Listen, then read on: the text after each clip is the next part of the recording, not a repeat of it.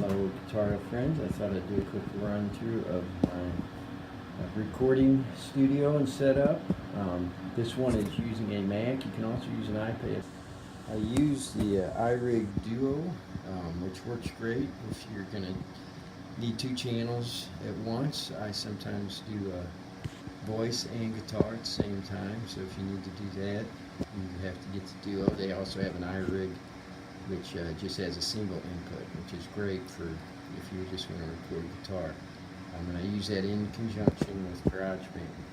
We'll take a quick look at see where these wires run, these cables. One of them is going over this rigged up system to a special guitar microphone. It's called the Cube.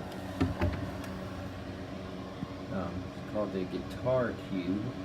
MXL sells it. Works pretty well. I got that from Musician's Friend. They do a stupid deal of the day, but you can usually get stuff for close to half price. Just watch out for it. And this is a mono price. Again, a $200 amp, 15 watt amp. Sounds great to me. Although reliability is kind of so-so. One of them died on me, and this one's starting to act funny now. So I have it set up as channel 2. Channel 1 in the Duo runs to this microphone.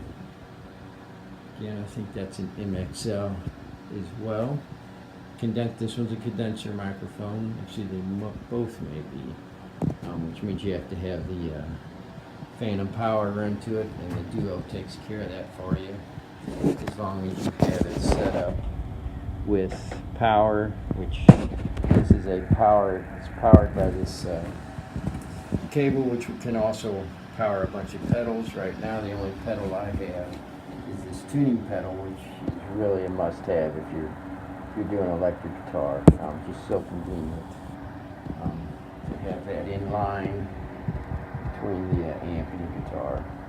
And, so that one power source can power as many pedals, up to like 8 or 9 pedals, plus my iRig, which can also be battery operated, but batteries die, so they can be kind of a pain. The software, I use GarageBand, and you can see I was reading the forums, which kind of prompted me, Christita's forum topic kind of prompted me to do this. Okay, so I'm going to set up an empty project.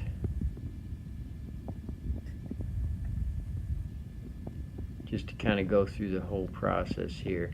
And I'm using both audio microphones for both the guitar, so I don't need a synthesized amp.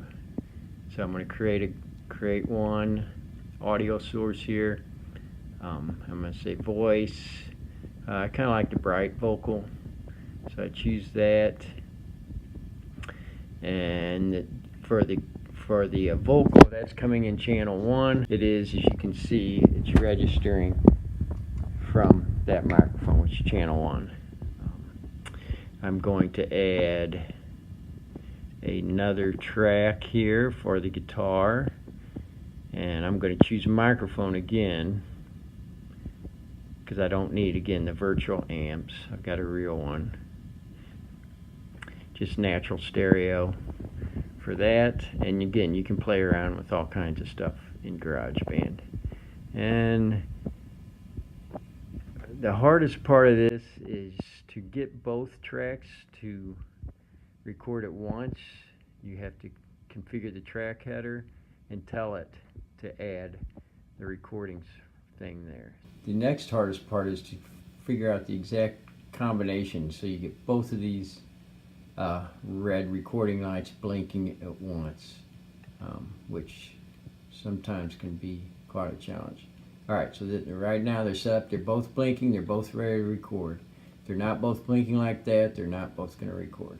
So then you just hit the record button. And once the record button is hit, you can start playing.